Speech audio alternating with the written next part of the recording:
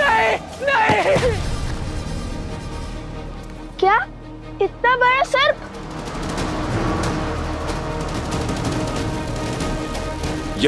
यहीं गिरे थे तुम? और वो सर्प किस ओर से आया था? वो इस ओर से आया था। सब मेरी बात ध्यान से सुनो। स्थिति हाथ से निकल चुकी है।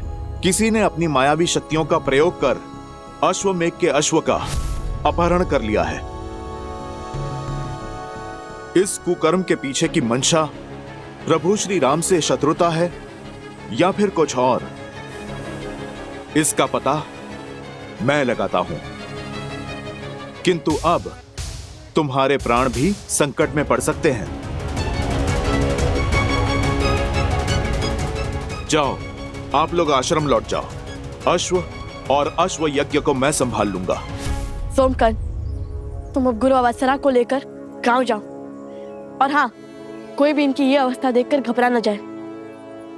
आप दोनों भी लौट जाइए ऋषि कुमार। ये खेल किसी भयानक आसुरी शक्ति का है। हम बालक अवश्य है, किंतु कायर नहीं। संकट चाहे जितना भी घोर हो, हर समस्या का सामना करने में सक्षम है हम। ये समस्या हमारी है हनुमान जी।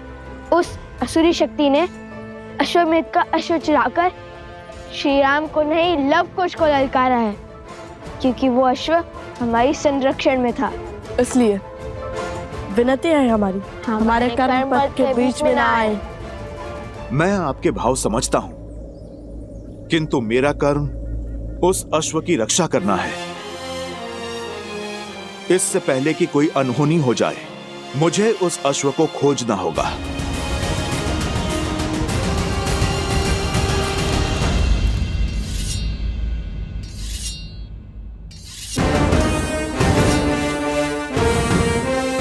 हर और गुप्तचरों को भेज दिया है राजकुमार भरत।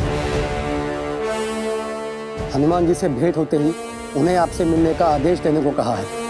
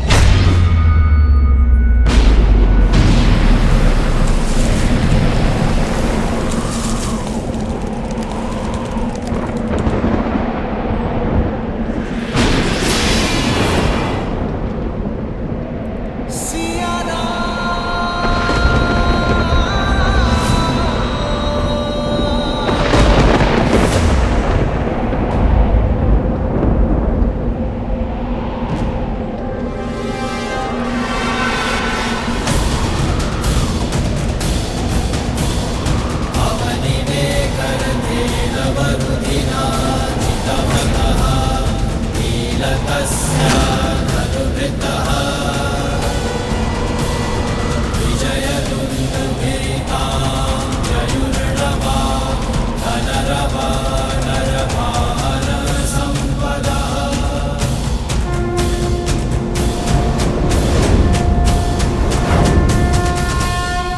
प्रभु, आप नियति को ऐसा अशुभ मोड़ कैसे लेने दे सकते हैं?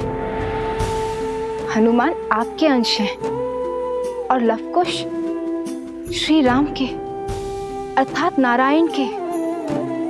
आप दोनों एक दूसरे के आराध्य हैं। यदि आप दोनों के अंशों के बीच युद्ध हुआ तो घोर अनर्थ हो जाएगा। ये असंभव है महादेव। जिस मोड़ पर यह युद्ध पहुंच चुका है, कुछ भी असंभव नहीं है। ये सब संबंधों का खेल है। जहां एक और मर्यादा पुरुषोत्तम श्री राम अपने सिंहासन से बंधे, वहीं देवी सीता अपने वचन से बंधी हैं। पवन सुत हनुमान बंधे हैं अपने धर्म से, तो लवकुश जाने अनजाने में ही सही, वो बंधे हैं अपने माता पिता को पुनः मिलाने के कर्म से। धर्म युद्ध और कर्म युद्ध ना तो संबंध देखते हैं और ना ही भक्त और आराध्य का बंधन। यही तो रामायण है देवी, जहां धर्म और कर्म हर संबंध से ऊपर है। ये वो महान गाथा है देवी, जो आने वाले कई युगों तक मानव को धर्म संकट का अर्थ और उससे निकलने का मार्ग सुझाएगी।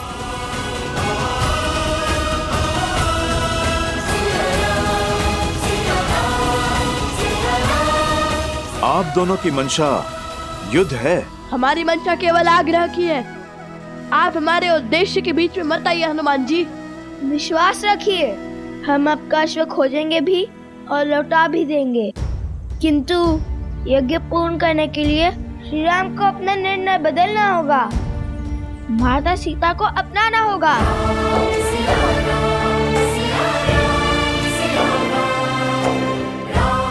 लवकुश मेरे ही पुत्र। ये कैसा धर्म संकट है? प्रभु श्री राम और माता सीता की संतानों पर कैसे प्रहार करूं, जो सिया राम को एक करना चाहते हैं? कुछ कहा?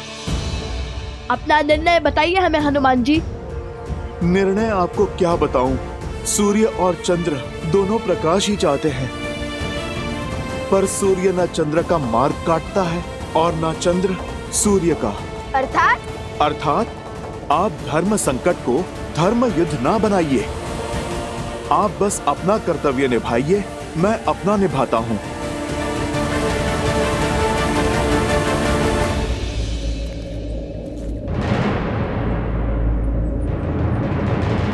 रुक जाइए हनुमान जी। हमें वार करने पर विवश मत कीजिए। हनुमान जी, हनुमान जी, हनुमान जी, इनके पग तो रुक ही नहीं रहे हैं। अब क्या करें? कैसे रोके इन्हें? राम भक्त उद्देश्य पूर्ति के लिए निकले हैं, हमारे रोके नहीं रुकेंगे। लगता है हमें इन पर हमारे बाणों का प्रयोग करना ही होगा। किंतु सहायता करने वाले पर प्रहार कैसे करेंगे भैया? अब कैसे लड़ेंगे इनसे? किंतु युद्ध तो होना ही है, क्योंकि उन्होंने अश्व को उस मायावी शक्ति से छुड़ा लिया, तो भी अश्व तो उनके अधीन हो जाएगा ना। और यदि ऐसा हुआ तो अश्व को पुनः पाने के लिए हमें हनुमान जी से पुनः युद्ध करना होगा। तर्क तो उचित दिया भैया, और वैसे भी हमारा उद्देश्य तो श्री राम और माता सीता को साथ लाकर उनसे प्रश्न करने का है। अब भला बिना माता सीता के कैसा अश्वमेध यज्ञ? और श्री राम ने सिखाया है, उद्देश्य की पूर्ति धर्म के मार्ग से मत डरो। और उद्देश्य पूर्ति के लिए एक राम भक्त को दूसरे राम भक्त पर प्रहार भी करना पड़े, वो भी सही है।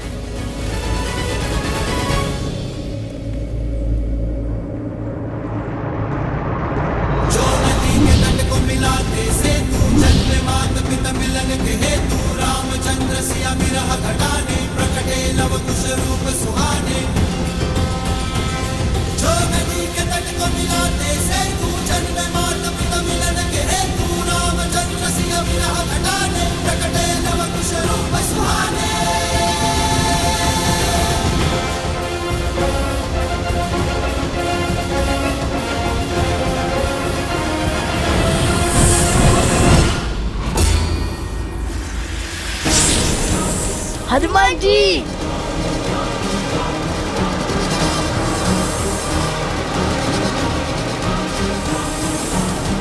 इन्होंने तो हनुमान जी को नागपाश में बांध लिया।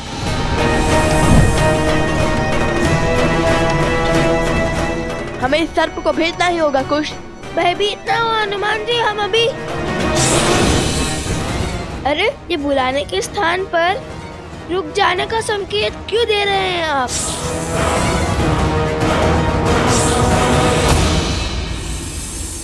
विद्यावान गुणी अति चातुर राम काज करिबे को आतुर प्रभु चरित्र सुनबे को रसिया राम लखन सीता मन। एक हाथ में सर्प का मुख और दूसरे में उसकी पूंछ। समझ नहीं आ रहा ये सर्प के बंधन में है कि इनके बंधन में सर्प। जय श्री राम। लाल देह लाली लसे हरधरि लाल लगू वज्र देह दानव दलन जय जय जय कपीसु। जिन्होंने हमारी इतनी सहायता की, ऐसे महाबली से कैसे युद्ध कर सकते हैं अब? बजरंग बली हनुमान जय जय महाबली। दुष्ट असुर, तुम्हारे पापों का अंत हुआ। बताओ वो अश्वमेघ यज्ञ का अश्व कहां पर है और क्या किया तुमने उसके साथ? उत्तर दो। राजकुमार, उन दोनों ऋषि कुमारों ने हनुमान जी को नागपाश में बांध दिया है। पता नहीं हनुमान जी जैसे महाबली अजय योद्धा कैसे उनके पाश में फंस गए। अवश्य ही वो दोनों ऋषि कुमार असाधारण हैं। देख लिया भैया, वार्तालाप का परिणाम। हनुमान के बल पर संदेह करना मूर्खता है। अवश्य बात कुछ और है। तुम शांत हो जाओ लक्ष्मण, शांत हो जाओ। कैसे शांत हो जाऊं भैया? वो हनुमान जिसे स्वर्ग और नर्क की शक्तियां मिलकर भी नहीं हरा सकती, दो साधारण बालकों ने उन्हें नागपाश में बांध दिया। ये बात आपको साधारण लगती है, छोटी लगती है? अब तो अपने नेत्रों से दया का ये आवरण हटाइए भैया।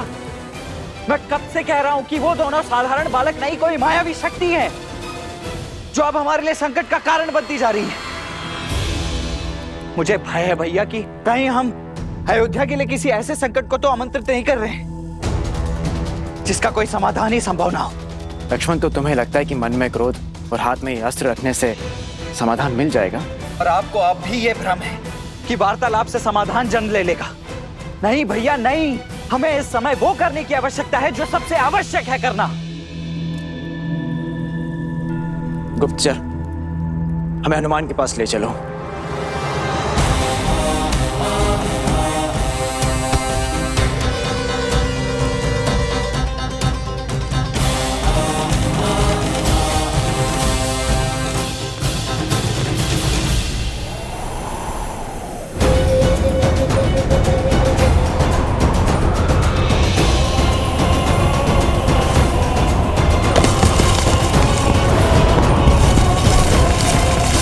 संभालिए।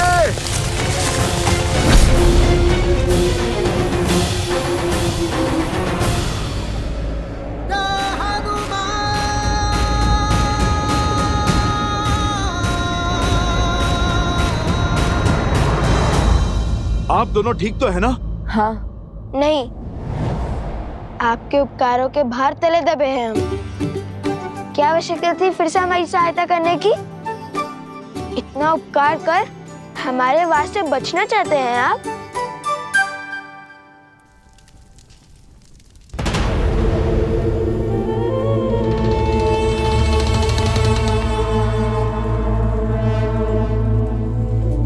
यहाँ खड़े खड़े सूर्य को क्यों ताक रहे हैं महाराज?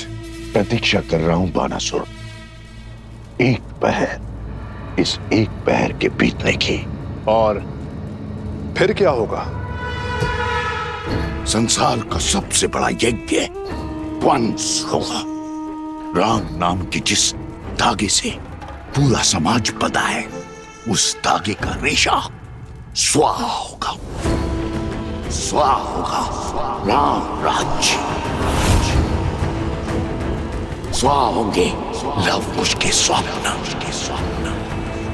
और स्वाहा होगा अश्वमेध यज्ञ का अश्व। आने वाले पहर में सूर्य के साथ साथ राम राज्य का स्वप्न भी अस्त हो जाएगा।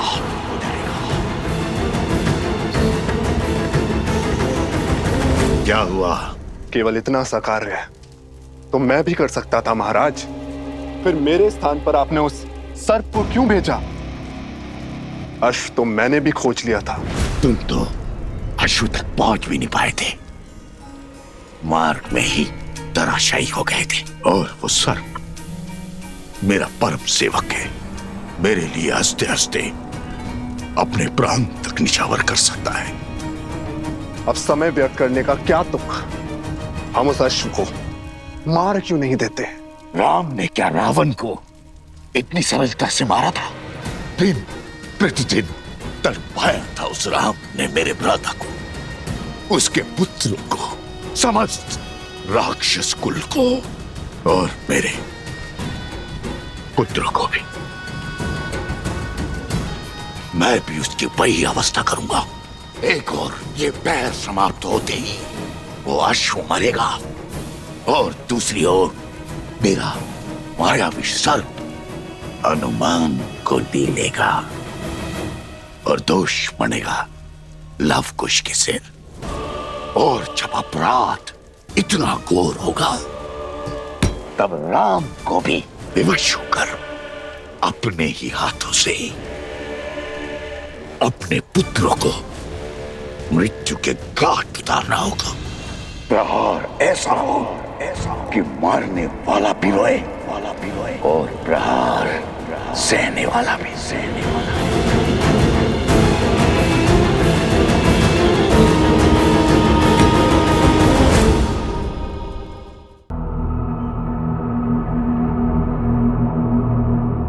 अरे वो सर्प तो अदृश्य हो गया।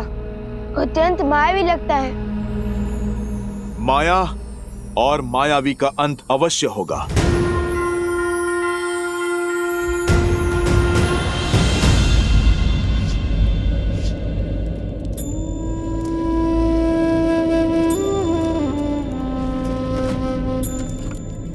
प्रकृति ने अकस्मात कैसे भयावह करवट ली है।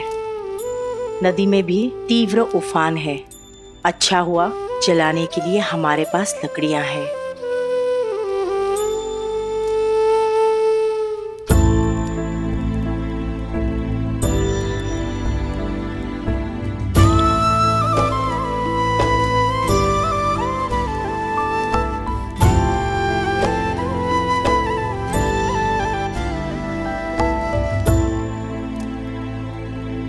लवकुश,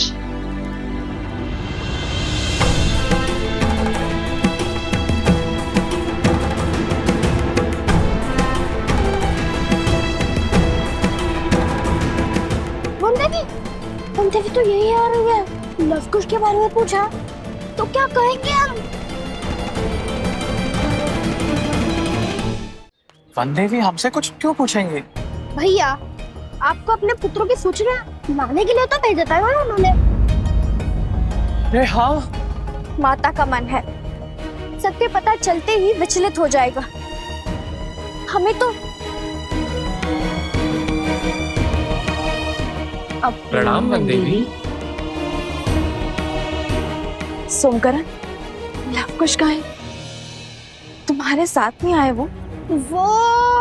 वनदेवी, वो दोनों हमारे साथ नहीं है। तुम्हारे साथ नहीं है?